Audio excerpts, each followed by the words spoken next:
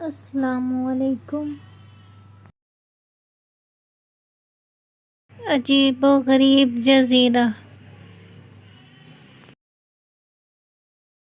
جہاز آرام سے آگے بڑھ رہا تھا کہ اچانک ہوا میں ڈولنے لگا۔ سب مسافر ڈر گئے، کچھ زور زور سے چیخنے لگے، کچھ مسافر دعائیں پڑھنے لگے۔ پائلٹ جہاز پر کسی صورت قابو نہیں کر پا رہا۔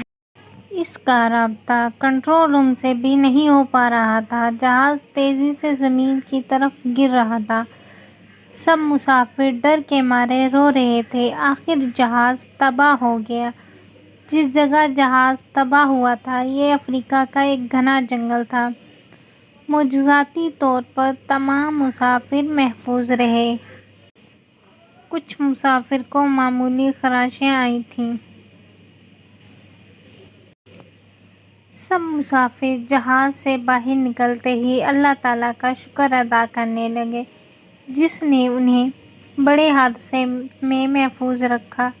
سب مسافر پریشان دکھائی دے رہے تھے۔ اس گھنے جنگل میں مدد کا ملنا مشکل تھا۔ آخر ہمت کر کے سب لوگ ایک سمت میں چل پڑے۔ اچانک انہیں کچھ جنگلی لوگ نظر آئے۔ انہوں نے درختوں کے پتوں کا لباس پہن رکھا تھا۔ سب مسافر انہیں دیکھ کر ڈر گئے۔ وہ سمجھے کہ یہ آدم خور جنگلی ہیں، لیکن وہ لوگ آدم خور نہیں تھے۔ جہاز کے پائلٹ نے انہیں اشاروں میں سمجھایا کہ کیسے ان کا جہاز تباہ ہو گیا اور وہ مصیبت میں ہیں۔ وہ جنگلی ان کی بات سمجھ گئے اور انہیں اپنے سردار کے پاس لے گئے۔ سردار تھوڑی بہت ان کی زبان جانتا تھا۔ اس نے سب مسافروں کو ہرن کے گوشت اور جنگلی پھلوں سے خاطر تواضع کی۔ وہ سب مسافر جنگلیوں کے رقص سے بھی لطف اندوز ہوئے۔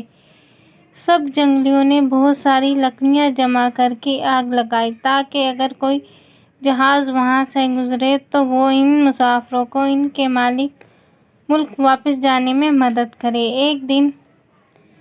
ایک دن بعد وہاں سے ایک جہاز گزرا تو وہ آگ کے الاؤ کو دیکھ کر نیچے اتر آیا۔ اتفاق سے وہ جہاز انہی کے ملک کا تھا۔ وہ سب مسافر اپنے ملک جانے کے لیے جہاز میں سوار ہو گئے۔ سب جنگلیوں نے نم آنکھوں کے ساتھ انہیں رخصت کر دیا۔